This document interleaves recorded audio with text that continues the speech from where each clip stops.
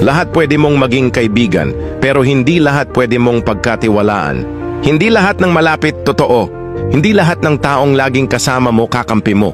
Hindi lahat ng tumatawa sa harap mo masaya para sa'yo.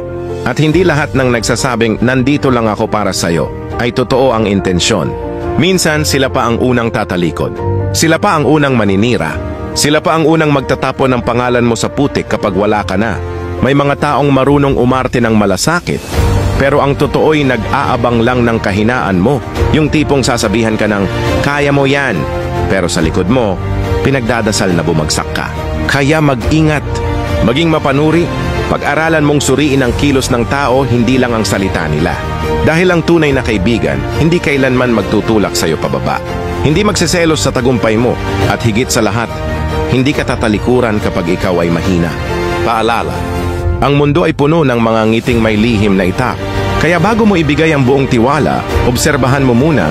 Dahil baka yung akala mong kasama mo sa laban, matagal nang nakikisawsaw sa mga kalaban. Totoong kaibigan hindi kailangan ng madaming salita.